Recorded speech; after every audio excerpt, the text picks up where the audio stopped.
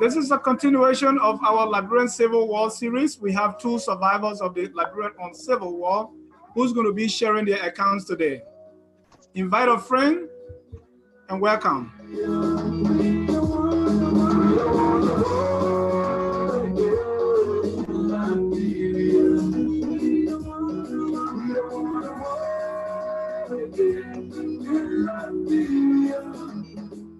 So let's keep the streets that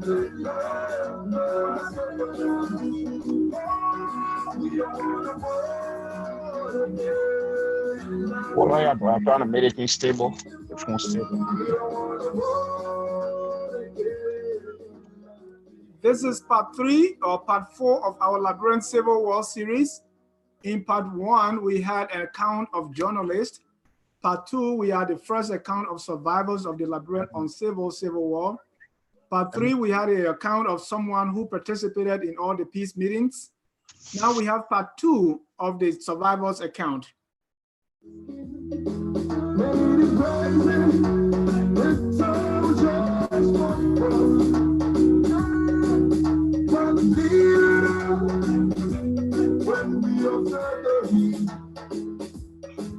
Then we realized that war was in the so we began to move to the gloom that kept the sky above us. Yes, it's not the Civil War, but we all know.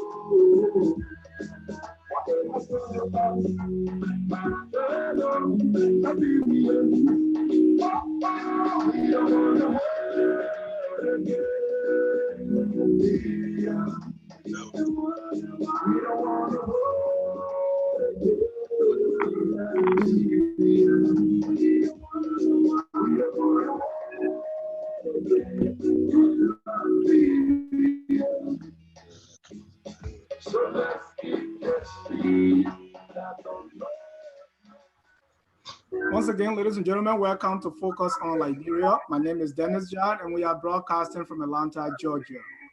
Tonight is part 4 of our Liberian Civil War series. We have the account of some survivors of the Liberian Civil War who are going to be sharing their experiences. Welcome to Focus on Liberia. My name is dr.nya, and we are broadcasting from Atlanta. Tonight is part 4 of our Liberian Civil War. Put your phone on mute. We are hearing background. People who are going to be sharing their experiences. Welcome to Focus on Liberia. My name is dr.nya, and we are broadcasting from Atlanta. It's part 4 of our Liberian Civil War. All right. Put your phone on mute or whatever you're using so that we don't have the background noise. It's part 4 of our Liberian Civil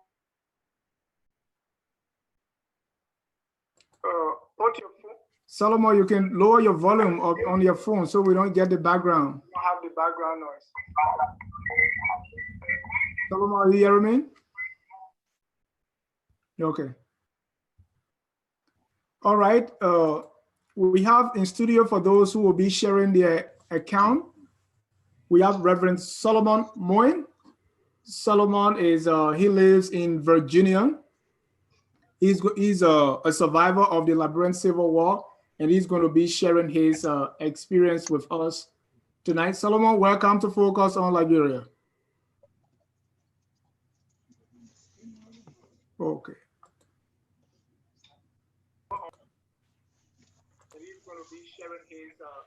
Solomon, welcome to Focus on Liberia. Thank you so much, Dennis. Thank you for this great show. All right, I still get a feedback from the back. So if you are watching it on Facebook, just turn that off so we can have this. Thank you so much, Dennis. Thank you for this great show. All right, I still get a feedback from the back. So if you are watching it on Facebook, just turn that off so we can have this. Yeah, we can hear you. Another survivor of the Liberian Civil War is Mr. James Tarnue. James Tarnue, welcome to Focus on Liberia. Yeah, you are welcome, brother. Thank you. James, are you there? Yeah, I'm here. I got you on speaker. Right. We can see you. All right. Now we can see you. Can you hear me? Yeah, I'm hearing very well. All right. James, go ahead and just say something about yourself. I know you live right here in Atlanta, Georgia. Uh-huh. Oh, well, my name is James Tarnue. I'm from County, Liberia. Uh, my experience is very brutal and very emotional. And what I'm Right. going to say tonight, because it helps you to clear your mind and everything like that. And that's why you've been talking to me about it. I really want to come to the point to say this today. Can you talk a little louder, James? You are low, or you have a earpiece or something that you can use? No, I don't have an earpiece. All right. Let me go back to you, Reverend Solomon. Just briefly introduce yourself to my audience. My name is Reverend Solomon Muin. I'm from a coastal town in Virginia, Liberia, called Banja. And I was born there and I grew up there. And it's my last place I left before coming to the United States. And I'm originally from Sino. My parents are from Sino. Interestingly, I have my background in Nima, in Bon County, in Sino County. But I was born right in Virginia, um, Liberia. So I'm happy to be on the show to share my own experience because our experiences, when we put them together, we sometimes make sense out of them so that we can repeat um, the past. So I'm glad to be on your show. Thank you so much. Thank you, Reverend Moore. And now we go back to you, Tano. You are originally from Lufa County, and you live right here in Atlanta, Georgia. Once Yes, again, sir. welcome to Focus on Liberia. Yes, I am. And I just want to appreciate because we need all these stuff to really get a community together to, speak your mind and see how you feel because these are things I've been hunting up for years. Sometimes we might overlook it. We feel like it's, people say that I wrote you today, I told you. People say times, uh, your over time you will change. Thing was something, but it's not like that. So it's very important for the kind of show to come out so you can because every time I walk around, I think about it, I feel I need to talk to somebody about it because once you keep it in you, it keep eating you up. And that's how a lot of people went into all kind of different situations. And that's exactly what I really want to come today to really come true and tell exactly what happened. Thank you so much. And to our viewers across the globe, we want to say welcome to Focus on Liberia. This is a continuation of our Liberian Civil War series. Gentlemen, I want to appreciate you for the courage to come on the show tonight and just share your experience with us. The war started in Liberia, December 24th, 1989. Let me start with you, Reverend Solomon Moy. Walk me through your experience. We want to just get into it from December, what before December 24th, 1989, what were the things that you were involved in? Just like before we start with your experience in the war, let's get a little background of who was Solomon Moyne, how old was he, his parental background, whether he was going to school or whatever he was doing before that fateful night of December 24th, 1989. Well, thank you so much, Dennis. Before before December 19, I mean in 1989, like I said before, my first experience seeing three things was in 1979, April 14, when one of my neighbor's father came home with a new mattress.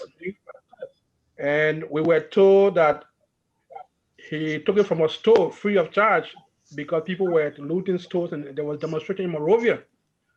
At that time, where kids we never knew much about demonstration, but I saw a few new things coming out of town because people were demonstrating.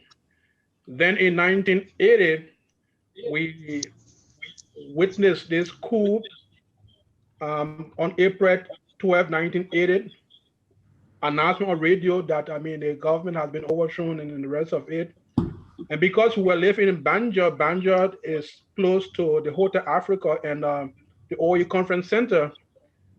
You had military personnel in the whole area, and they have taken over the villas at the Hotel Africa and even the prefab homes they had at the the conference center.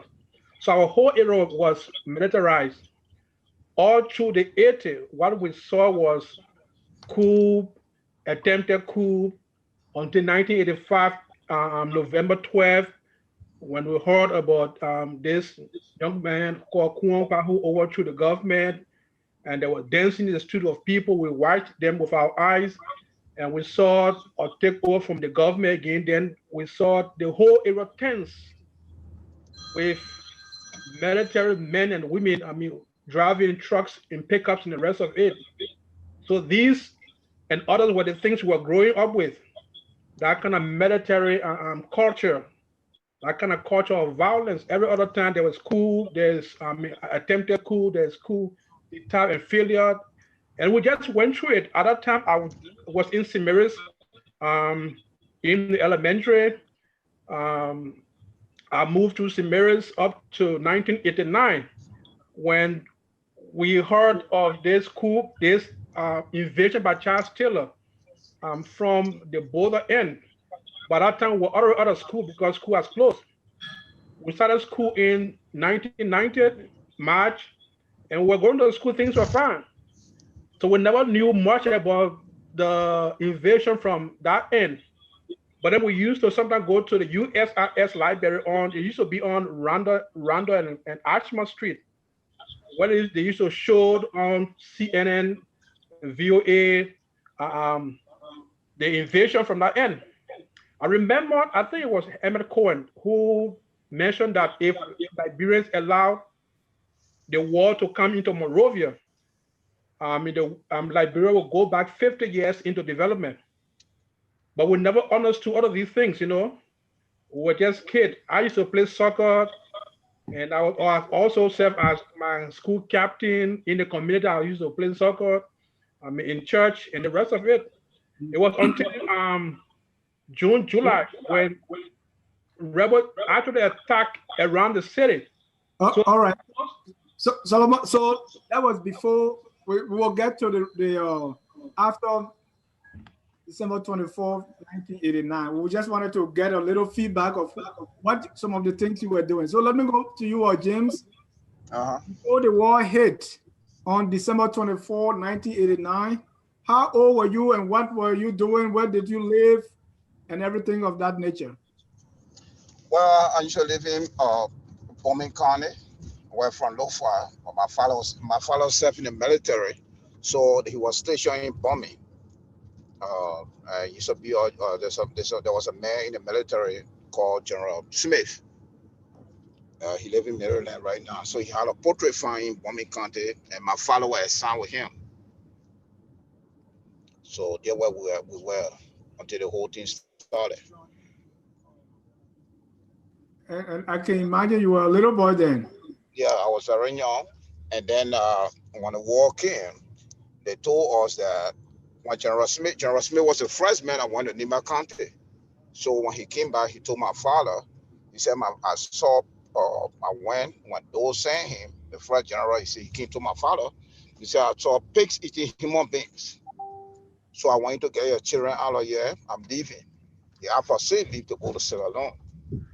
But they let the president lie, but then he came to my father, he said, I live in a farm, but I don't think they find important more than your life. So I want you to take your kids out of here. You'll leave. I saw these people. He told my father that even his deputy, whatever his deputy was, the man brought reinforcement to Nimba, and he fell in ambush in Nimba. They killed him. So he told my father, say, if you die today, I will not be able to take care of your children. So I want you to leave. But my father did not want to do it. You are so stubborn until the rebel entered Muin County that they were there. So he sent on the farm, on the poultry farm in Josephtown, way beyond Josephine Muin. We went, There are a lot of guys that came from Lofa that wanted to join the military. He helped them out, and they all joined the military. So when he sent one of my guys that he helped to join the military, go in Kwa. So while coming from the farm, we were bringing a lot of food. We saw these guys to the police station. That's when they finished capturing the whole cinema on the road there. And so they saw her coming. Kwa were in a military uniform.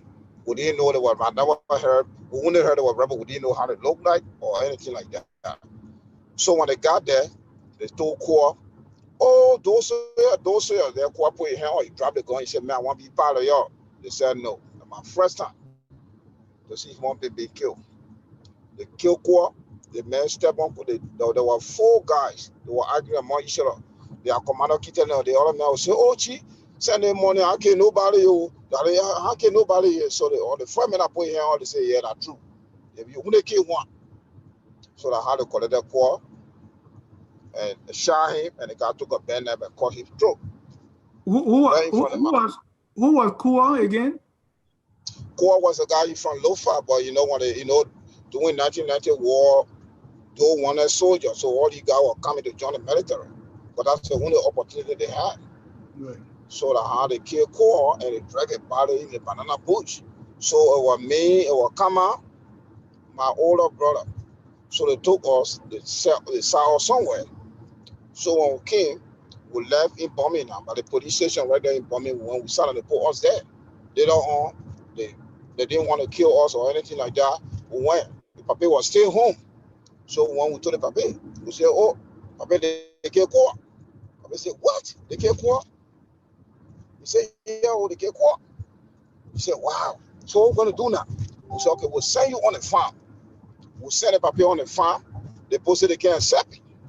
Because during those days, when you keep AFL man in your house, when the men will kill you, they will kill you a family for it. So they will send a Pape 2 different places. They told him, say, "You can't stay here because we don't want to be killed because of you." They say, "But so the Pape came on money." Pape said, "So I don't know what we'll do now. The men are all over the place, and people know me here, so I don't know what we'll do." So he said, "Let me just go turn myself in to them." That's how he went. That morning was seen right to Birmingham Market. When you call it, man, they say, "Man, I've been in the AFF for almost 20 some more year, almost 30, but I'm retired now. I own now." The thing that really helped me the most, the way they killed me.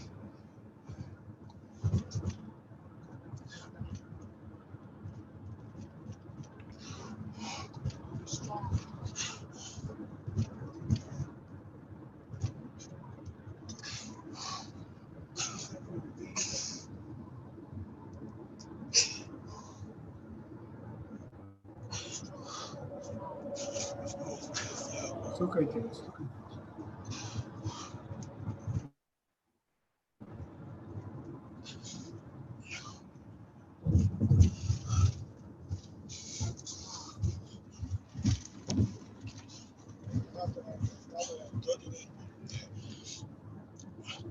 So what happened?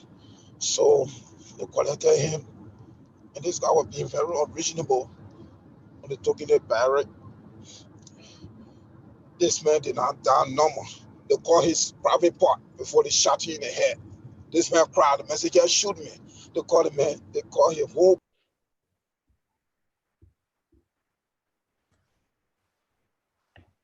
Oops. private part off. And you the children, you guys were there?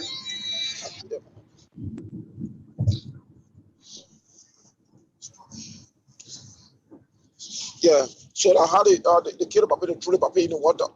So there's a man they call Pastor Saul in Atlanta here. He's a pastor. He lives in Georgia here. His mother took us and told us, "You're going to come in my house," because they were hunting us everywhere. They were looking for us. So Pastor Saul's mother hid us in our house. So that morning they came back and they told us there was a military man in a barrack. And he said his children live there. They want him to bring water for him to bathe. Now they finished killing him, but they wanted to kill us too. So the old man went and hid all in her bathroom. So we in the bathroom, They came and told the old man, try to be polite or try to psychologize or whatever the situation was. The old man said, I don't have them here. They said, we see them here. You were there. She put her life online. May her soul rest in peace. She just passed away in Philadelphia 2 years ago. So the king is searching right inside the whole house. They couldn't find us. They left. So when they left, the woman told us, y'all got to leave my house. I don't want because of y'all, I'm going to lose my own family too. So we left 4 o'clock in the morning, heading for Lofa from Bombay. When we got to the first checkpoint, my brother Ernesto, you are dark skinned than me. So they say he manigo man.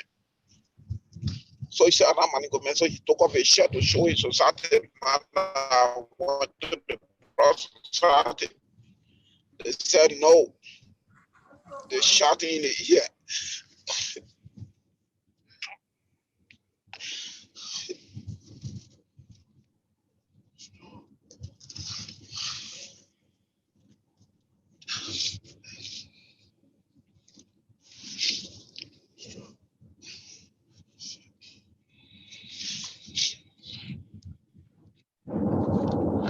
So there was another guy called Will Ulcerus. Me put the family for me.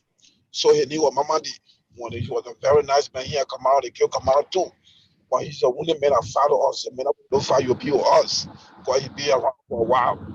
So we told him, say, just follow us. So we said, change your name to Flomo. But when God, the people were pointing people out. I don't know what happened. Somebody pointed him out. They called one guy, one lawman guy ran into Satan there when we're walking. They asked the man, they say, where your trap? They say, Loma man, they say, speed Loma, he can speed. He speed a little bit on Loma. But then they called one Loma guy to speed Loma. And the man was so scared. The man said, the man speak a Loma go. They told him to cross the road. They shot him.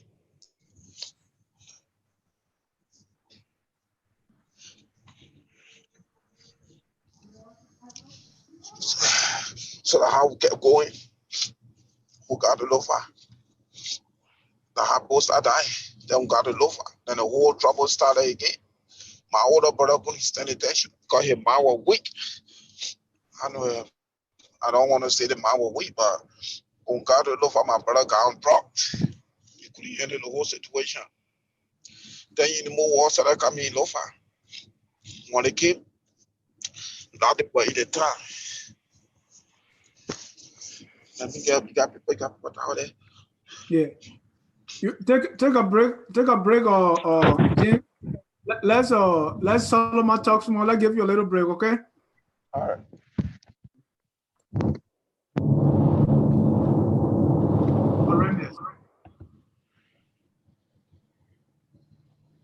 Solomon, give us a piece of your story why James kind of try to get himself together.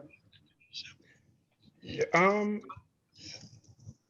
when Rebel enter, or when the MPFL and the RMPFL enter the surroundings of Monrovia and its environment, they had the whole area with the AFL soldier manning the various checkpoints. And because we live in Banja, we needed food either from Douala Market or from Popo Beach because it was the major concentrated area where people could get food.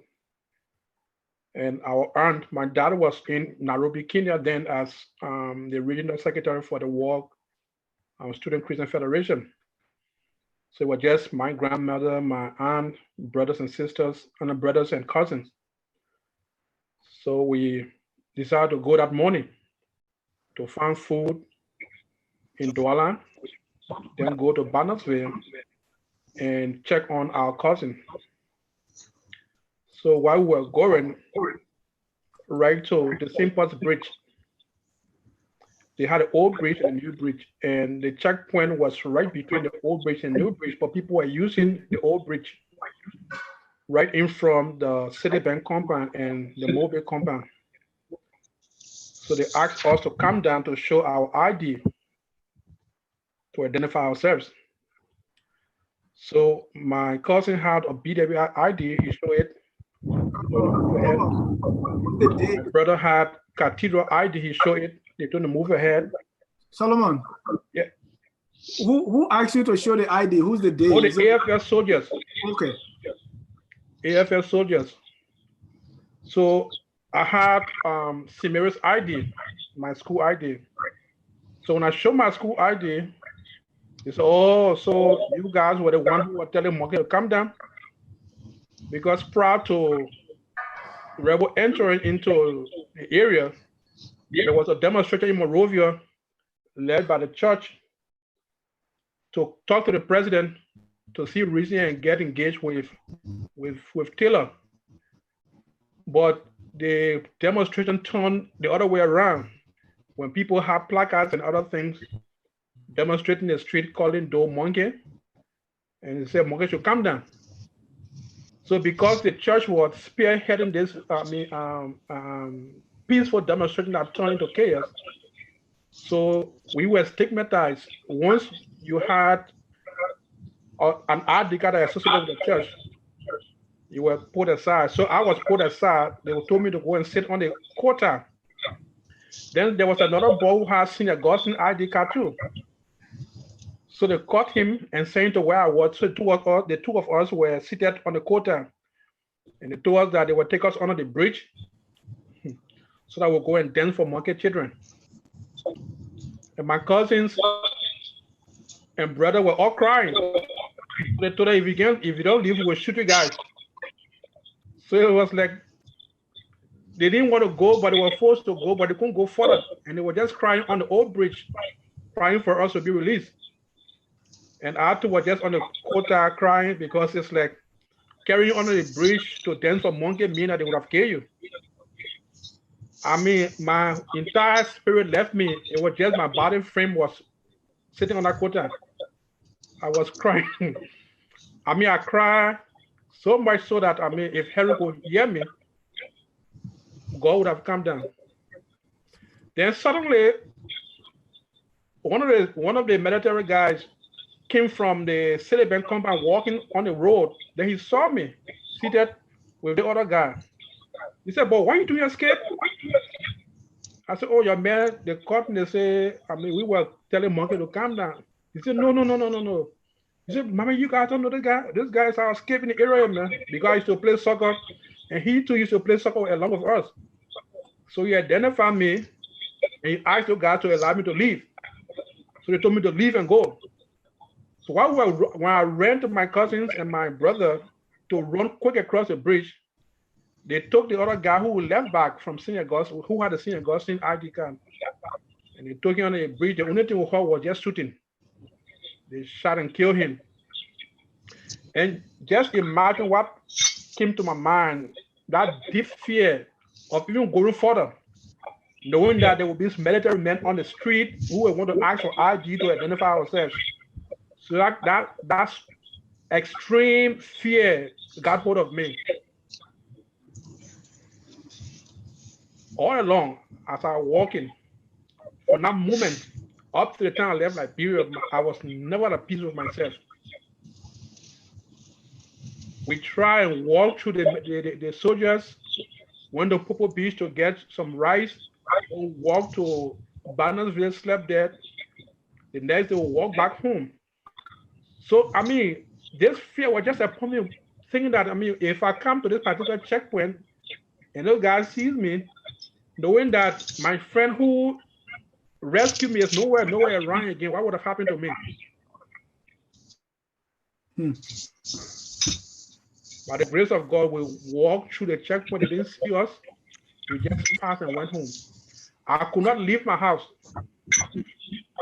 for fear that somebody might have seen me and asked for ID. How old was I was around 15. How old was this friend who was killed?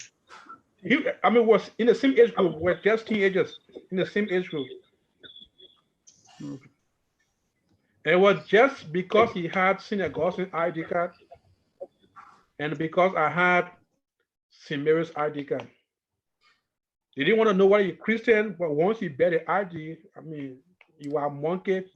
You were the one who were telling Monkey to come down.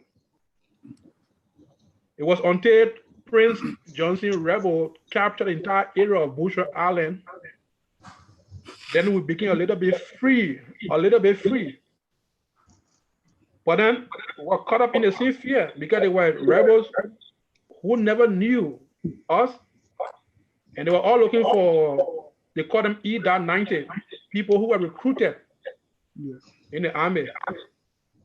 And my mother had moved to the Citibank compound because she used to work with the president of Citibank Liberia.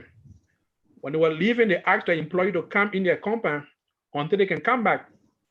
So she asked me to move over. But then I moved over now to the same checkpoint that I was asked for my ID, but with new people who were rebels. It was until one day,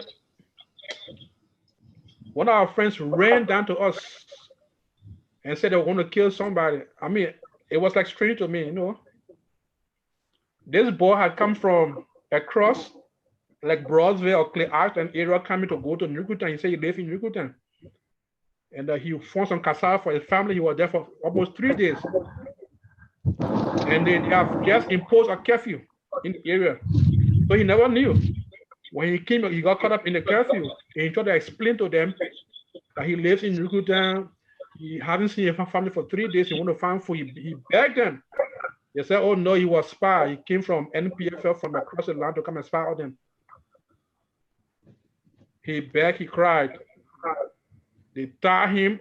There's something they call tabe, where your two elbow meet at your back, and they tie you. That's the Prince Johnson forces tying him now, or the AFL? Yeah, Prince Johnson.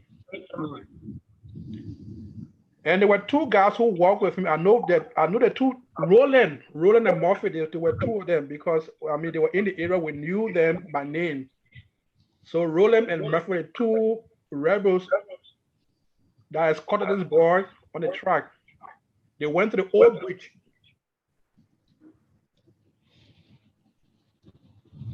Right under the rail of the bridge, they lie him down with his head over the water area, his whole body on it. And we're watching them from a house in the compound that has a glass porch. It was like our watching TV. And one of them placed his leg over his head, slaughtering our boy neck. It was like, I mean, I couldn't imagine what was happening, but I was seeing it, you know. They cut his neck and threw him in the water from the bridge straight in the river. That whole scene turned red. It took me almost 2-3 weeks to sleep in peace. I couldn't really sleep. For every time I sleep, I will have a reflection of that moment. I mean, we already went through some things in the war. We saw some real things that affected the way we even think today. Yeah, that is correct. Yeah. Let's hold you there. Let's go back to James to continue his story.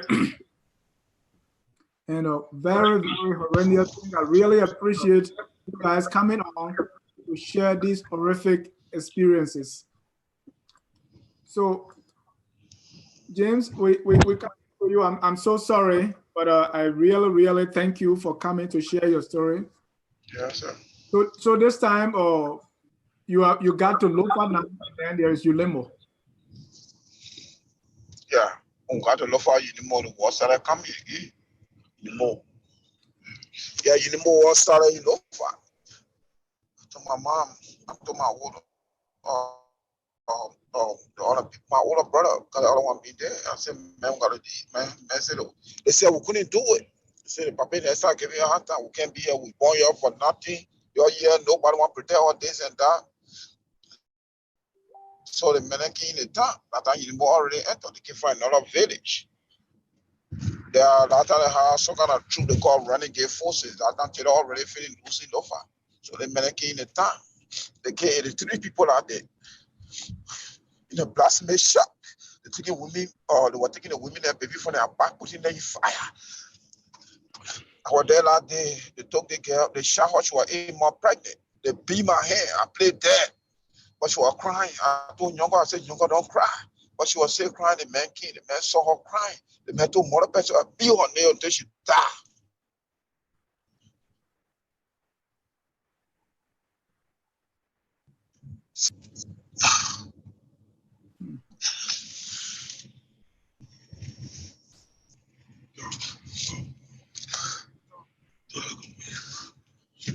So all these things, man, my whole village now right now, they just completed this completed this socially, this organized. My mind is really like, my mind is really like, it's not normal.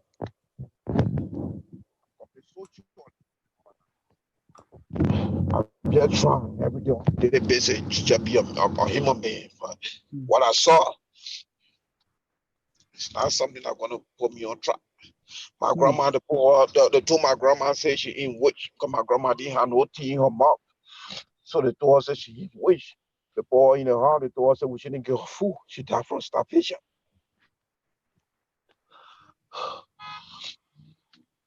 So unstable, man. I can't go away. That was ULIMO or NPFL? That time you didn't go enter Lofa. That time NPFL already they loved Lofa already, so they were just in the butchers. NPFL already in the butchers coming around. So what happened? Well, you know, came to Dabu, car from Vonias, from Atiko era there. When you go into Fonjama, it's a town called Atiko. That's when the men came. They captured all those places while the men were staying in the butchers. How they came, they finished. They came in the tree. They came home.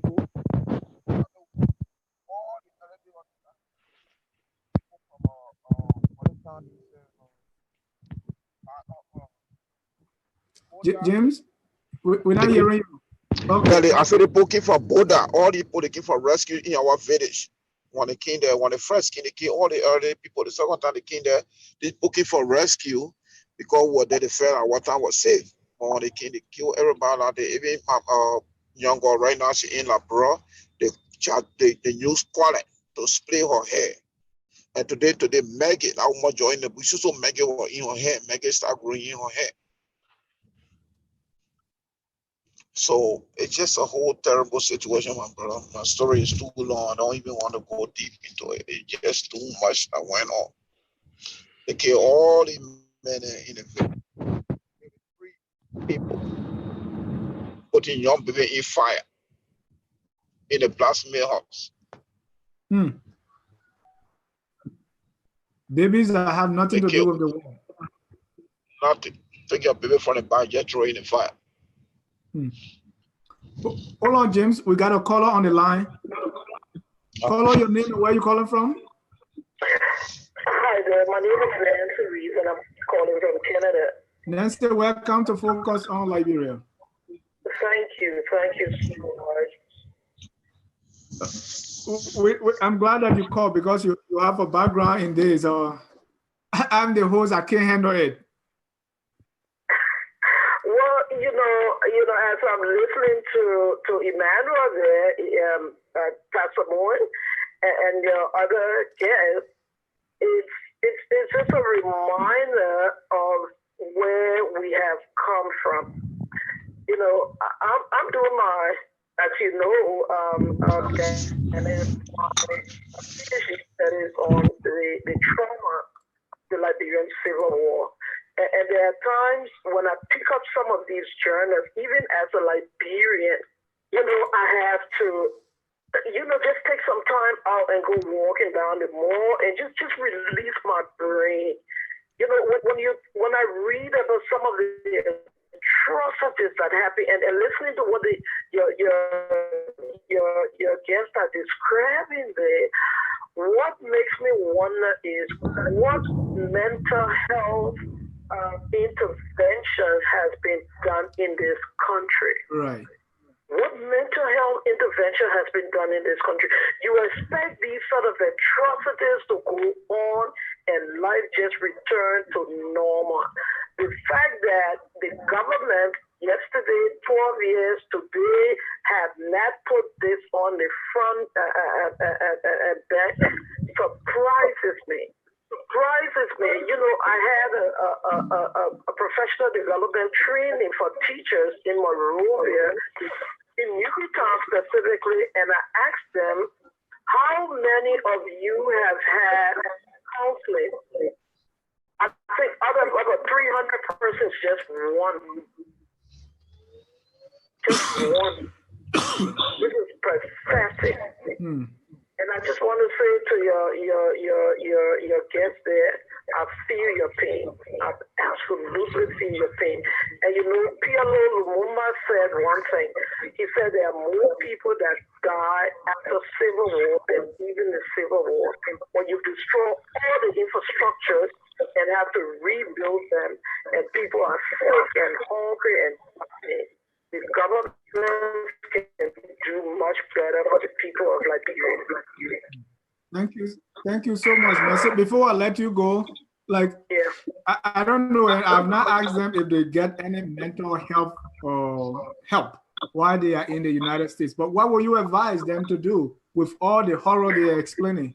Well, I would say to them, if they are experiencing any of these psychological trauma, like the first guest was explaining, that trauma of seeing someone's neck being cut off. You know, when you myself had a discussion, you said, when I moved here to Canada and I first heard the sound of a gun, you know, even up to now, when I hear a gun, it reminds me of Liberia. You know, I use my sort of healing to get around and do a lot of presentations on war. So that helped me a bit. And then my Christian values, I pray a lot. But if they are feeling like I'm listening to the other guest there who's crying, that has some emotional impact on him. It still has. And if he's experiencing this, there is nothing wrong with going in an office or in a counseling place and seek some counseling. If he can't get that, maybe because it's expensive, Dennis gives him my number. In Canada, I'm doing counseling and I'm also doing it with war-affected people. You know, I got clients who've experienced trauma from Afghanistan, from Syria, and I do counseling with them. So give him my number, he can call me, and you know, we can discuss. Because when someone is explaining those things and weeping like that, there's still some psychological impact on that. Yeah, thank you. And we all have it, but certain people have it to a certain degree. Yeah. Right? And there's a lot of triggers that can turn it right back into the post-traumatic stress disorder. That is true. Thank you so much, Nancy, and thank you for your contribution. Thank you so much, and thanks for your guests. Thank you very much. Thank you. So with all these things, I know you graduated from the theological seminary in Liberia, came here, did other degrees. Have you had any help, or you just moved through all this this stuff? Well, fortunately for me, I had a chance to go to Ghana as a refugee in October of 1990, came back in June 1991.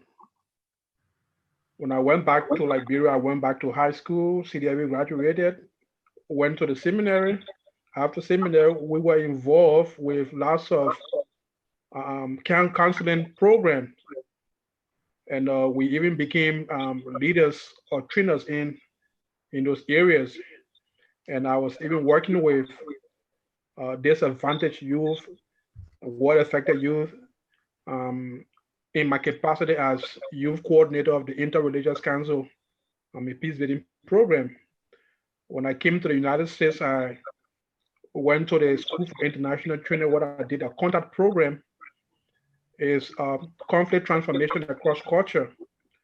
And one of the courses we really did there was, breaking the cycle of violence And it actually takes you through that metaphysical walk of your past and those things that impacted your life that you can let go of, to break them. And we heard stories from all across the world, especially from Rwanda. And thank God that those professional training programs help us to be where we are. Besides that, I've dedicated my life to working for peace and social justice. I've completed my master's program in peace building and conflict transformation, and about to complete my sustainable development program, all from the School for International Training. And all those programs have helped me greatly. To have a sense of direction in how we do things, and also it gives me a picture of what happened to other people who have not gone through those stages we went through to have a break from the past. So as I said to you earlier, we have serious problem in Liberia that we are overlooking, and it's just a trigger that will cause it to explode if we don't work on it now. We had the opportunity from here. I took my colleagues from the school in 2013 to go to Liberia. We did a post for development and reconciliation research. And we had a lot of people we interviewed in Bon County, in Monrovia. We also had this opportunity to go to Trinidad and Tobago, where we did research on youth violence. And all these things are just related to what is happening in Liberia. And we need to really put into play programs, because all of what we saw during the war was disarming young people who had armed, giving them money and the rest of it to appease them. And somehow some program was starting, but we didn't see where it really ended until even the DDR program itself just collapsed. We saw all of the contingent of UNMIL and the United Nations having their presence in Liberia. But on a serious note, I agree with what Anthony Kofi, who said that Liberians are really traumatized. It's serious. You will see it in the way we respond to things. You will see in the way how we overlook some things that can trigger violence and the rest of it. And we need programs that will really rehabilitate our people, work in communities, and even work with prisoners. Out of what going in my just imagine, I just went to Liberia on my way back from from Liberia, right in Chocolate City. Those boys they call Zogo, or whoever they call them, they were able to jack my phone from my hand. And the interesting thing is, I went to the police. The police knows the gang commander, their name. They know where they are. Well, asked, but why is it you guys can't get rid of this? We don't have logistics. But then why are you operating as a police in that place? So everywhere in Monrovia is not just safe. These children are being affected from what happened during the war, and even society is affected. So Liberia is just living in this kind of state of fear. Just like what happened in Trinidad and Tobago. When you go there, my brother, every house we pass by has a steel gate before the door. And nowadays, what happened in Liberia now? People having steel, Malika says steel door before the main door because of fear that something will happen to them by armed robbers. So we need to really put into play a program, focus on that, or else we will keep having demonstration, protests, and the rest of it. The last thing it will end up to is just massive violence. Yeah.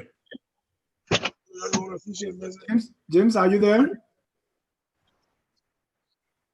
Yeah, just a second. Okay. Right, and these are serious. Once again, ladies and gentlemen, if you are just joining us, this is Focus on Liberia. We are discussing part 4 of the Liberian Civil War. In this series, we have 2 survivors who are sharing the wartime stories. James, let me come back to you. I know you still had a lot to say about what you experienced. Before I come to you, if you have any help since then, if you have any more to share. Yeah, I've had a lot of help. I've been to the hospital. They helped me out a lot. The medical is great. That's one thing I love about them. Miracle is great. That's what I love about them. They give me, and I need more help because this thing plays on my mind. Just like fresh because every time I sit down by myself, that's why I hang around friends. But every time if I'm by myself, I think about it. Like I say, why? That's what I keep thinking about because what happened, I can't comprehend. It's just something that playing on me every day. That's why you see me around people. Because when I around people who doing all these things together, and think they help me out. Because what happened is not comprehensible. Because every day, even to work, sometimes with myself, I just go in my own hole. I'll be sharing here. My manager will call me and say, "You okay?" I'll be like, "Yes." So this thing happened. When I didn't happen, my uncle even committed suicide because he couldn't handle it too. I don't want to go that route. I don't have that in my mind anymore. I attempted 4 times. To take your own life. But I was not successful. Yeah, I was not successful. But now I feel like I'm a good human being.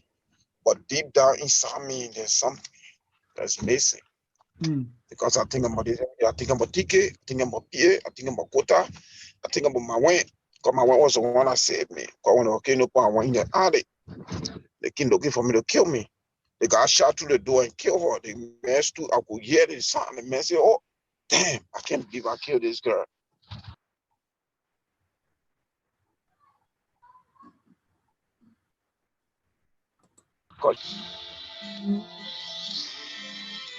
He didn't mean to kill the girl. He was actually looking for you.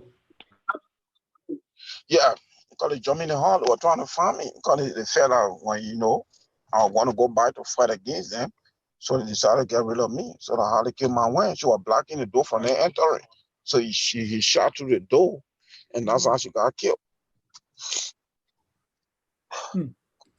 So normally, James, what happened to people like you is they will join the rebels just to save themselves. Did you try joining the rebels, or was there anything that you thought about that? Not really. I thought about it for a minute, but I had to rethink it because my older brother tried. He got killed. I mean, all the men from my village, they tried to do the same thing. They got killed. So I had to be very, like, I let the code. I let the general order. There was a man that called Zizek.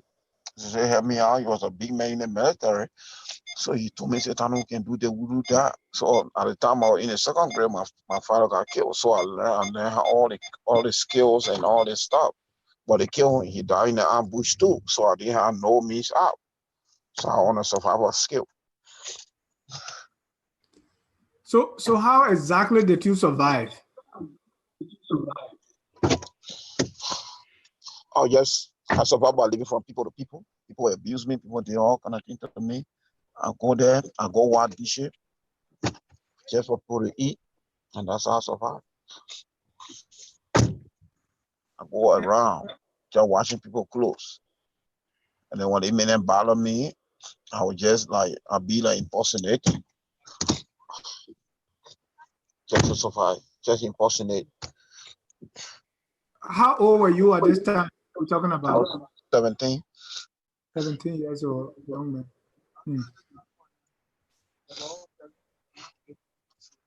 So sorry. So Solomon, how did you survive, or how long did you leave Liberia? Well, it was through the grace of God. And as I said, my father was in Nairobi, Kenya with the rest of the children. And I was trying to find means to at least get to Ghana or Nigeria because they have their offices in those countries. If I could get out, I'll be able to connect with him. And fortunately, the Nigerian Artillery Battalion, the head was one Major Mungu.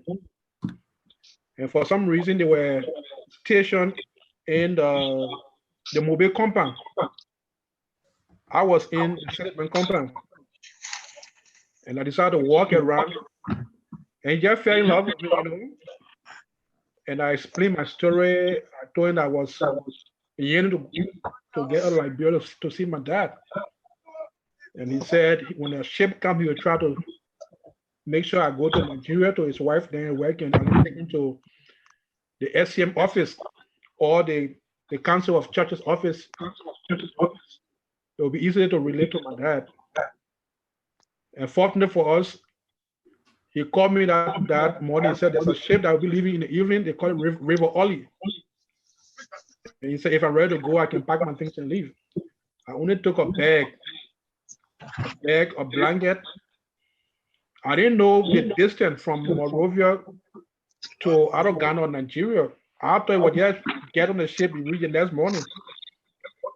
And while I was with him, the military police of the Nigerian contingent, the commander, they call him Captain Riches. He came to visit Major Mongu. So Major Mongu turned me over to him and said, "This is my son. I want you to make sure he get on board on the ship. Let him go and see his dad, find his dad." He gave me a note to give to his wife. So that day, I mean, I got on the Ecomot, the lorry, how you call it, and went to the Freeport. Then Captain Riches assigned me to 2 other MPs. And he told them to carry me and make sure I get on board. And I got on board. I found my place to sleep on the ship. My intention was to go to Nigeria. But when we got to Ghana, Teman, port. One of my friends, he was a Ghanaian, but we attended school together at St. Mary's. So a father tried to influence me to stop in Ghana because they will have Liberian having a camp in Ghana as compared to Nigeria. I said I didn't want to short the expectation of the one who is helping me because he wanted me to go to Nigeria and get in touch with his wife, and wife will at least help me to get to my father. Solomon, before you continue, it looks like the Facebook is still on. If it is on, please turn it off or you lower it. Mine? Yeah, we're getting feedback.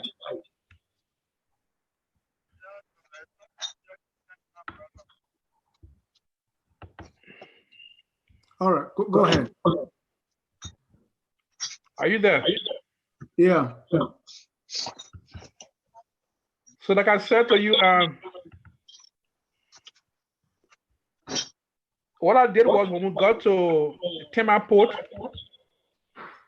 I collected enough food because they have food being distributed. So I collected enough food to take with me on the ship to get to Nigeria. While I was on that ship that night, I mean, I heard this voice that spoke to me and said, "Get off." Yeah. Or I thought it was one of those, the captain or attendant on the ship was talking to me. So I woke up and looked around, didn't see anybody.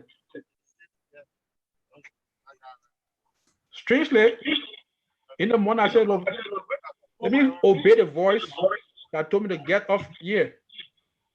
So in the morning, I got off the ship and went to Ewa to my friend's father and told him that I would be getting off in Ghana. We're at the port. We got at the port on Wednesday. On Friday, they took us and carried us to the Buran refugee camp. I remember it was on October 3rd. At the refugee camp, I was able to get in touch with a gentleman who was the chairman for the shelter who said someone was going to Nairobi, Kenya for a meeting. And if I can do a letter, it will be okay to my dad, the bishop for the Episcopal Church. Unfortunately, she never came on the camp, so she didn't give a letter. We were so disappointed. But interestingly, the next week, Wednesday, I saw a batch of refugees that were brought on the camp. So the Christian Council of Ghana went to meet with the refugees that came. So I went out of my room. I used to live in area D. D29 was my station. When I walked out of my place to look at those who have come, And I saw this strange man taking picture of the refugees, not knowing it was my father who had come to do assessment. It was where we met. Yeah. And when he met me, he couldn't hold it, you know, because my grandmother, his mother was back in Liberia. And he said, you must by all means go to Monrovia and see his mother. He went to Freetown. They used to have a cargo plane that used to go to Freetown, go to Monrovia. And he went there and saw our grandmother. He came back. He told me to fix my lesson passes for us to go to Freetown together because he and the family were leaving Nairobi to come to Monrovia. But because of the water, we'll be stopping in Freetown in the meantime, start the Liberian Council of Churches office to work from there with refugees until things can subside in Liberia. Okay. I got connected. We went to Freetown January. Then when the war came in Freetown, just imagine that from one place to other place, we're just uneasy. We couldn't be at peace because the soldiers were going around looking for Liberians. So we that were Liberians, we were just stigmatized of being hosted by the Sierra Leonean, then Liberian bringing war on them through the RUF. So we're not at ease to walk even in the street. This is how my father, got us from Freetown in June. We went back to Liberia. I started high school again with the CWA. And the rest of it. So we just lived a refugee life, you know what I mean? Wherever you went, you were not safe. Right. Especially in Freetown. The news of Liberian being caught, beaten, taken to jail, whatever it is, and it just brought fear. Every night you out on your porch, the military pickup or lorry will just come and stop and ask you some questions. Just imagine that, you know, well, it's all because of war. Thank you. Let me go back to James.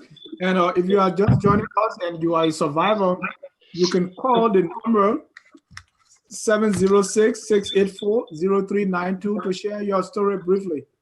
James, so finally, how did you get out? My brother, I can only praise God, though. I don't know what to even say, my brother, because the way I got out is just like, I don't know. God is faithful, you know. I might have all these downfalls, but one of the things that really, really, really that shocked me, there was a lady were together and were walking, and they asked her, I don't know, it's my picture still showing? It's showing, but it's still, so we can see you, but we can see the picture. Oh, okay. So what happened was, we got the lady, they asked her, they said, who is this to you? She said, her brother.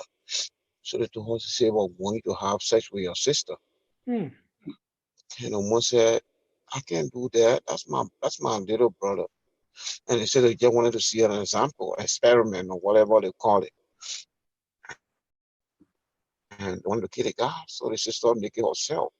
And she had sex with her brother. And after that, they killed this guy. They took his private part up, give it to her to eat it. After they ate it for now, she was never the same. She went crazy. She's a crazy woman now. I don't know why she's there or not. That's it. This so much. My brother, we live in this world, man. I mean, I try to be strong as a man. Every day I try to keep my focus. But these are flashbacks. These are things are flashing back every day, every single day. They keep coming to my brain. Like, I wish I could just turn it off. Which it was a switch or car you drive, you can turn everything off. But there's something that keep haunting me. I saw so many, especially if you were younger. I told you that the woman was 8 months pregnant when she got shot in the stomach and crying. And I told her to keep it quiet. But she did not keep quiet until this guy came to brought mother pizza, you know, in the video, the dough thing that they used to be rice. Yeah. I wanted to deal with all night until she died after being shot. It's hard. Very, very hard. So I before I decided that I leaving, there was a guy that called Small Boy. He told me, say, oh, Tarnue, I will take you. He came to visit his mom, but now I didn't know that he came from 7 time. So the truck, there was a logging company that usually transport people.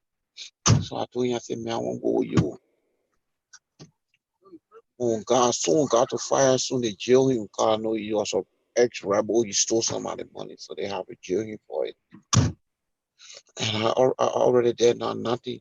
And when he sent me to his sister today, but the sister told me, say, oh, I know one guy that fighting, but I want you to go over there to fight, to bring something for us. And I'm like, how am I doing this? She said, no, I know the man very well. The man go, you will not die. The man will not be there for someone to kill you, but he's a commander. You can go with him. I said, no, because of that, she kicked me out of the house.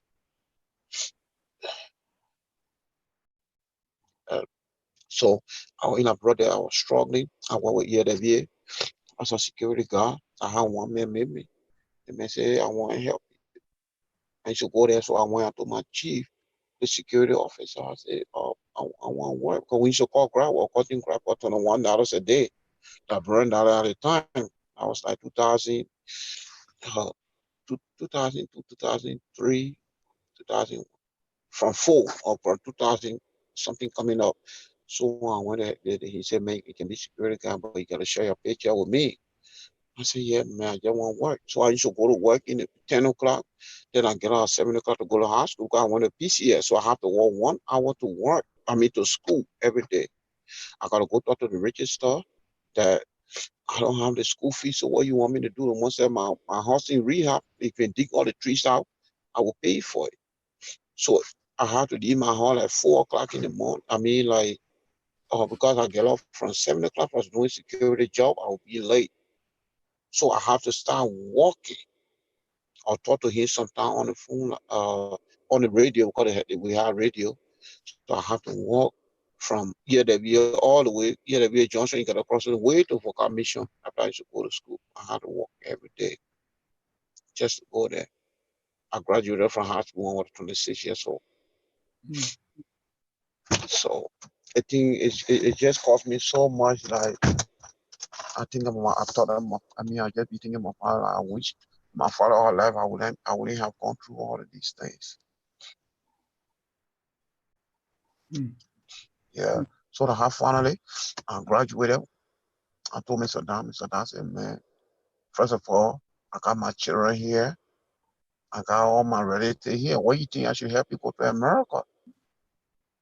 Well, when he come around, his parents, his children will not be around because, when he come from America, Putin say he got everything. I said, I don't want nothing. So I want you to stay 2, 3, 4 months. When he coming back, he'll give me like $10, $5. But I will still be there buying his car. I was sleeping by the place because I went out to my chief, the security man, the security chief. I said, man, the man said, man, but what you want me to do? I said, I will take some of your money. I said, yeah, but just send me to that one place every day. Because they man here, he said, feel safe. So he want me to go there one the sun so I can sit down with him. How one day they make it, a said, man, you get passport? I said, no. He said, well, Tarnue, how can I help you? You didn't get passport. I got my children here, all these stuff. So I went to one man to call Banana Brown, Henry Brown. I went and talked to him. I had Mr. Brown. He was working with Joshua at the time. He said, give me passport size picture. He got my passport. I can't give it to him. I said, my passport. So one day I was working, the man called me in the hall. The man said, I don't come. And one of the things he did it for, when he came in the hall, I used to clean his room. After security, he would tell me to clean his room. So he started trusting me. So you see, man, go clean my room. So now if he turn out US under the bed, I will clean around there. I leave it because I didn't grow out of that front of her. We didn't do that. My mind used to tell me, so when you find something, if you turn it over, that medicine will go, that spirit, all the things. So they know your money, everything. I'll get sweep around it and I'll let it go. When you come, you say, oh, yeah, yeah. So one day he called me and said, Tarnue, the boy was seeing what they were treating me so bad. They did something and told me to put me in jail in that prayer hall. Because I had to draw water to go to school. I got to fill out the drum while I put the water in the drum. They're taking the water all at the same time, taking back with it. I will go to school. And the woman told me straight up, Tarnue, you don't have to go to school. You can learn mason or carpentry or stuff. You don't have nobody, you got no parents. You're not forced to go to school. So I said, no. I said, if I don't go to school today, it will have an impact on me tomorrow. Because I see your kids going to school. So I forced myself to have fun build jara. He was my mentor. Every time I went to school one semester, I want to drop out of the mill, I said, man, I don't keep going. You can make it. You can make it. In an hour, do they. I graduated. So when everything happened, Mr. Dan came to me that day. I said, oh, we got a scholarship. I pay for. I want you to come stay here tonight. I want to talk to you. I used to sleep on the mat in the people's house. I could better go to church because I don't have clothes. The people are living with their children, get clothes. I got to borrow clothes from Nigeria to go to church. When I thought, they said, oh man, welcome to Marvin, now welcome to me. So when I got to the day, he said, man, I want you to come sleep in the hotel, in a guest house. They call it guest house. So I want you to come sleep here with me. I want to talk to you. I can't remember the Brian envelope. Mr. Tarnue, I pay for school in America. I just want you to enter. I know you're strong. I know you can make it. I said, yeah. How I went to our embassy. When I got a visa, I called him and I said, man, I got plenty of. I said, man, I can't afford it. I can't be watching your back and your stomach at the same time. So go back to the embassy and tell them, say, cancel the visa work. How much I working for? I'm working 3 jobs. I'm working for Northwest medical team. They pay me $40 US a month. I'm working for EWS security thing. I'm working for one missionary cutting grass. When everything come together, and not even anything to buy ticket. But the place I was working out there, I went there, they told me, say, what happened? I said, oh, I have visa to go to America. She said, when you going? I said, I ain't got a ticket. I know, by God's grace, I'll go. She said, how much they charging you? I said, $1,669. She said, they accept credit card. Take my credit card, go buy a ticket. I came in the country. And then when I came in the country, I promised myself, I said, I will not get married. I said, I don't want to fool nobody. I don't, then as you see my Facebook posts, I don't deceive people. I'm trying to be honest. And I came here, people have money and all of that, but I wanted to be on track. So it took me all the years. I said, well, there are women I met that wanted to get married. I said, no. So all the same story I explained to you, I wrote it on paper. I went to a pro bono lawyer that helped me. That's how I went to immigration. When I talked to the woman said, your story is so consistent. She approved me for asylum. How I came here, my brother. So, but what I'm trying to say here, the thing is still not going away. Yeah. It's been years now, it's not going away. I ask myself every day, what's going on? Thank you so much, Tarnue. Thank you so much, Tarnue. Even myself, I experienced the war, and it took me years. Even if I'm going through a toll booth, I'm thinking I'm going through a checkpoint. So it's very hard, very, very hard to go away. We will take a short break and show there are some activities going on in our community. We want to do that. We'll take a short break and just to watch. One of those things is a bridal shower in honor of Elaine Johnson. It takes place right here in our community in Metro Atlanta. Elaine Johnson's shower is on Thursday, June 27th, 950 Indian Trail Road, Liberian, Georgia. That will be a bridal shower. Next, Liberian,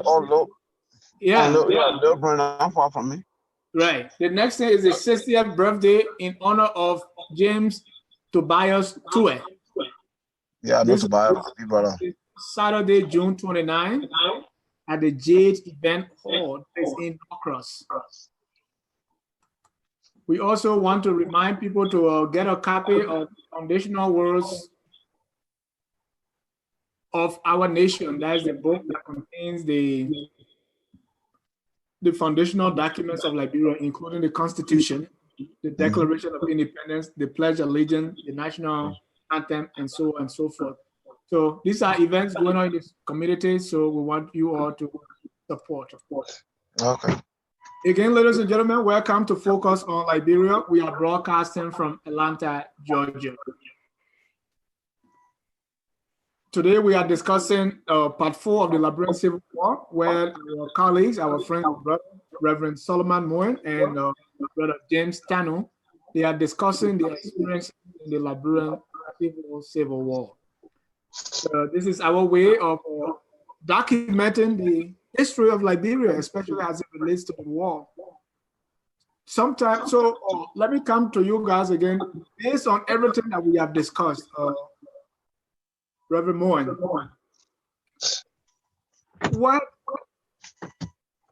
what is the way forward? What do we need to do as a nation? What do we need to do as a people? Because it looks like the wounds are not yet healed. There's this understanding that post-war development in the action of addressing the root causes of a conflict is vulnerable to destruction. We can do all of the new buildings, if we can address the causes of our conflict and to bring to closure our conflict, we are creating a time bomb that will explode in the future. The question now is, how can we address our past? We thank God for the opportunity that we had with the TRC process that took down statements from many people. And we have documents that we can start with.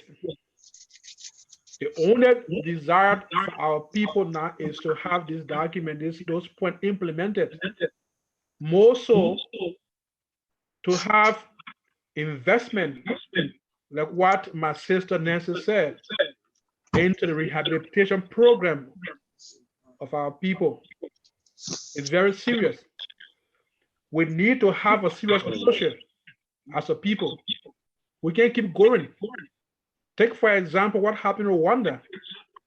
Rwanda was worse than ours.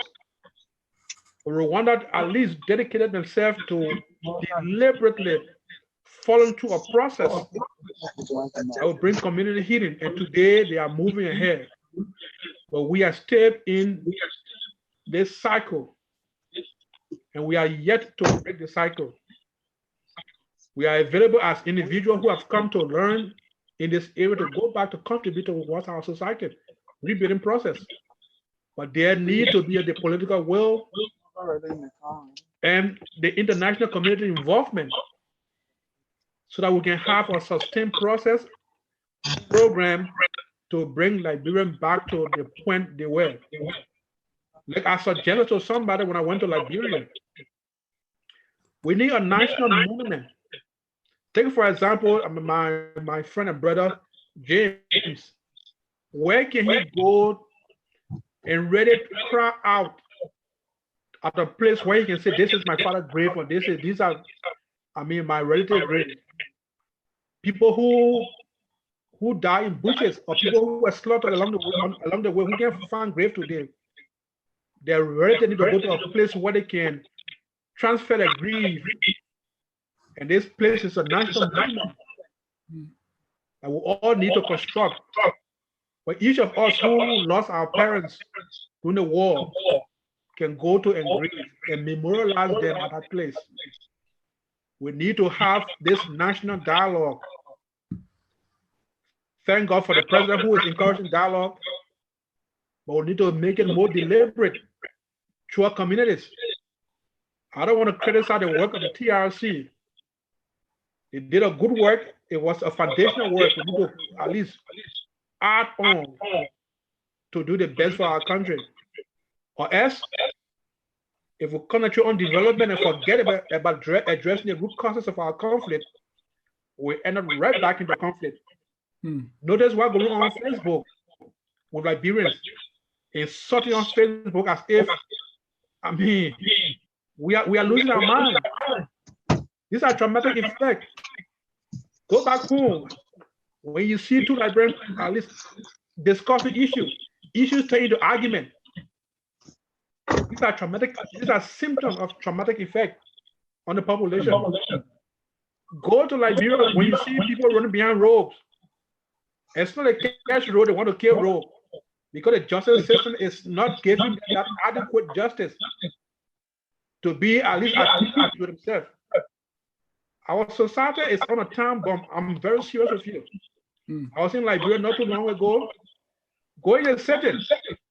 When you see the dying all in the street, people are not conscious that to even throw that in a place where it can be preserved, but just in the street. And this dead keep piling up, people keep throwing dead there. Something is wrong with our society. Seriously.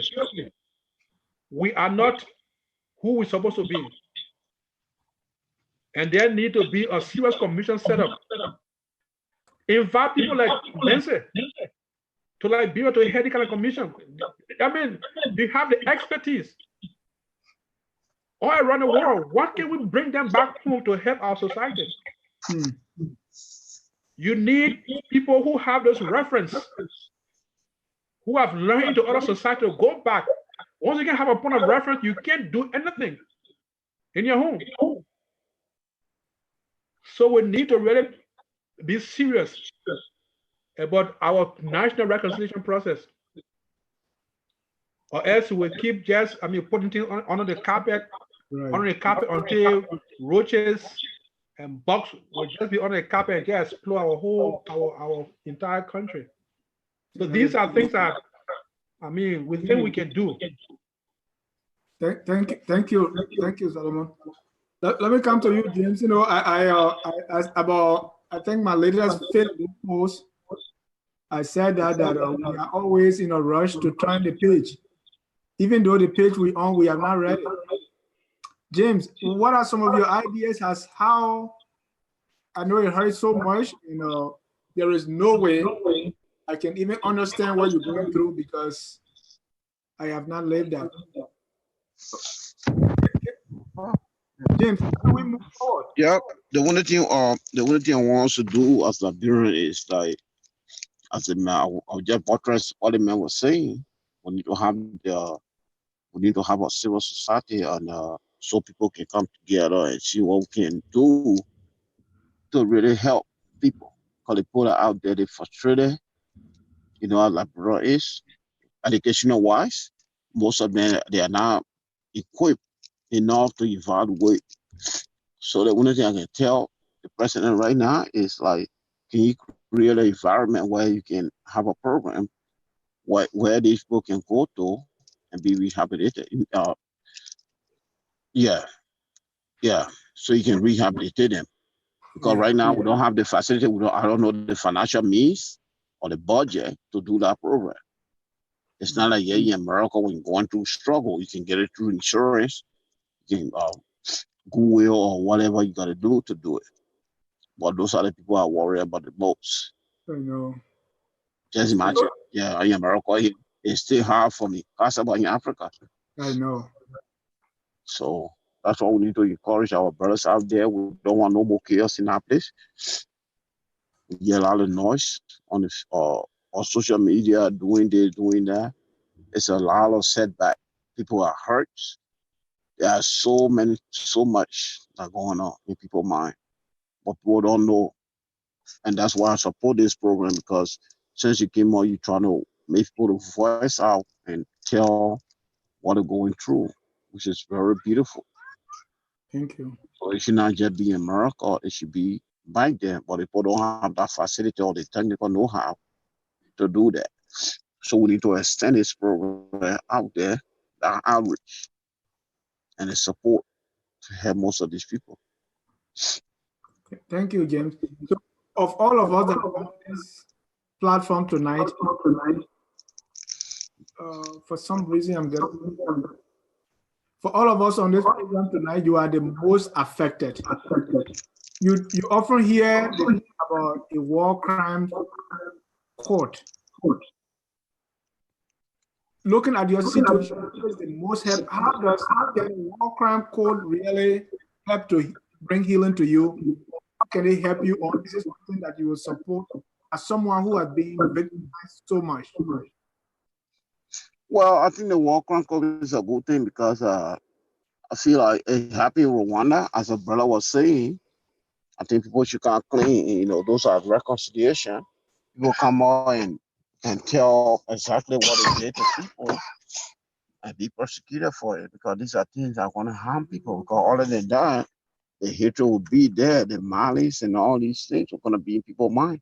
So when people feel like justice was done right, maybe that way they'll feel like, oh, you know what, somebody did this to me, somebody did that to me. So at least I feel like there was consequences to what they did. But other than that, people walk free and feel that there's nothing that happened to them. I mean, they didn't do it, they did something, they can get away with it. I think we should be the Rwanda. Thank you. Well, gentlemen, I want to thank you so much for first having the courage to come on the show and just share your story. Let me just have get your final statement, and we'll be down the curtain. I start with you. Let me continue with you, James. Your final thoughts. Well, my final thought is, brother, I appreciate you so much again, as I said earlier, that I appreciate you for bringing me on this show. You know, it's been a while since you've been trying to contact me on this stuff. It's very important, that we got too many people like me that trying to, but they're hiding it, but they're going through the situation, but they don't want to say, because they feel like they'll be, people look down on them, or, you know, all those stuff. They don't want to come out straight to tell you exactly. But there are people that in my presence I see every day, but they feel I want to say it will be a problem. So what I want to say to the brothers or sisters out there, whatever situation you're going through, voice it up. Life is too short for us to sit around here and allow our grief in us to eat us out. It's gonna be a problem. So come out. These are the kind of program we need in our community. So people can voice out, express their opinions to see what really going on with them. If they need help, they got help in America here. There are a lot of help. There are a lot of free help. You don't have to have insurance to go through it. Or hardly it will have a very big impact on you. So that's my message out there. Come out, speak out, talk about abuses and whatever. And that's why if you look on my Facebook page, I don't know, then it should be on my Facebook page. That's the awareness I'm trying to establish, so people can know what it is to be abused, to be all these things. That's a thing I started already. When so people can be knowledgeable these situations. So they gotta be strong. Every morning when I wake up, brother, the first thing I tell myself, I'm okay. It will be okay. You'll be okay. Thank you so much, James. Let me read a few comments from Facebook before I bring you on, Solomon, to give your final word. Josh H.W. Patel said, this is a typical case in point regarding the severity of the mental health issues growing out of the armed conflict. This is the kind of untreated thing people are walking around with. Oh, then there is Deborah Promasi. I'm still looking for my son, who was 6 years old at the time of the war. July 16 is coming up. Where are you, Eugene Martin Gay? I'm hurting. Where is my son? Since 1990, you are yet to be seen. Oh, where is my son? I was crying Wednesday when I listened to one of your songs you danced to those days. Hey, UJ, where are you? July 16 is coming again.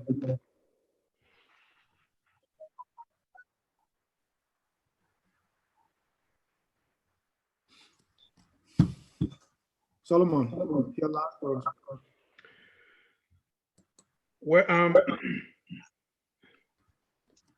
we all, regardless of us being in the diaspora or back home, we all have a part to play in our country's healing process. Like I said, the last time, being in the United States should not be a lesson for us to keep putting our country on fire. Because every political instability in Liberia starts from right here. And if we as Liberians in the diaspora can start reconciliation amongst ourselves, it will be very, very impactful in how we see Liberia. Because the international community only have interest, but we have relationship to Liberia. We know what happened when the war came, people had their citizen put in iPlay and left Liberia to us. It is we, the people that suffered and died. So we need to not look to the international community and get our own backyard. In the end, it will come right back to us. We need to muster the courage amongst ourselves as like diaspora Liberian to start a process of reconciliation. And government needs to build credible institutions that will guarantee people's ability to seek redress. Because if people don't feel confidence in the institutions that are there to seek redress, they end up turning into seeking redress through violence. We suffer so much. Let's work as one country, as one people, to save this glorious land of liberty. There's no country like Liberia for us. So let's rethink ourselves in the diaspora. Let's promote peace amongst ourselves and peace with our people. We can't keep in this cycle, in the visual cycle of revenge, do me, I do you. We need to heal ourselves so that our people themselves will be healed back home. And I want to appeal to government to take serious recommendation coming out of the Vanguard meeting, where they talk about the implementation of the TRC. We can't keep these things under the carpet anymore. We need, if our people will choose whether they want retributive justice or restorative justice, at least let it come out. Let the people be encouraged to say something about the document they have. Because people invested money, people invested time. There are a lot of testimony that was collected. People confess or whatever they say. Let's use this document as a starting point to have a national dialogue. The international community can develop us better than ourselves. So I thank you for this opportunity, this forum you've provided is helping to carry the message of peace throughout our country and through the diaspora community of Liberians. Thank you so much. And I thank God for James, who went through the experience he explained, and today he can still stand. James, I pray that God will, in his own wisdom, heal you effectually from what you're going through. Yours is too much. I didn't even share a piece of it. But hold on, you are a man, and God has you for a purpose. Know that you will sustain a testimony for other people to be strong as well. So, I mean, just hold on and be strong. Thank you so much, Dennis, for your program. Yes. Thank you so much. We want to thank all our viewers across the globe for watching, all the contributors, those that are commented on Facebook, and everyone who continue to support us. On behalf of... Dennis, sorry, I didn't mean to cut you off. I just want to say that because this month is a month of the situation, the whole thing happened in the far at the time. I just want to say that whoever, all those people that died out there, may their soul rest in peace. I'm gonna call some name I can more it is some more people. Tapie, Ota, Flomo, Pulbas by all these men.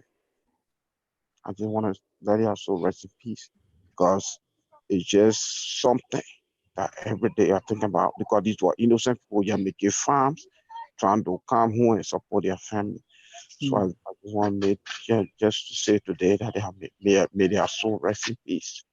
I think about it every day, even though it's been years. So I thank you so much for this show. Thank you, James. There are some who are asking for your number. If you give me the permission, I can post that so that someone you to reach out to them and someone to reach out to you. No problem, my brother. No problem. Sure. Next week, we're going to have on some of our talk show hosts discuss some of our current events. Okay. So next week, we'll have talk show hosts, Mr. Josh Lobo, Mr. Prince Sharif, and Mrs. Jessica Jare Osterholt, aka Lady J. They will be our guests next Sunday to discuss some current event. Until then, I want to say thanks again, guys, for coming. I want to thank everyone on behalf of my co-host, Danielle Knuckles-Guishard, and also my guest relations manager and product engineer, Stephanie Logan Setro. I want to say once again, thank you so much. Good night, and God bless you. Thank you, bro. Thank you. We are one people, let reconcile today. Reconciliation, the key to peace and unity.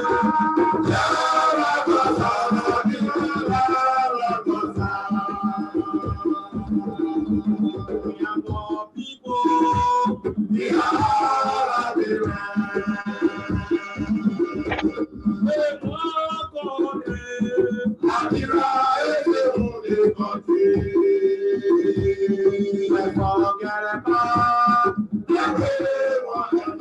Why do you join a war?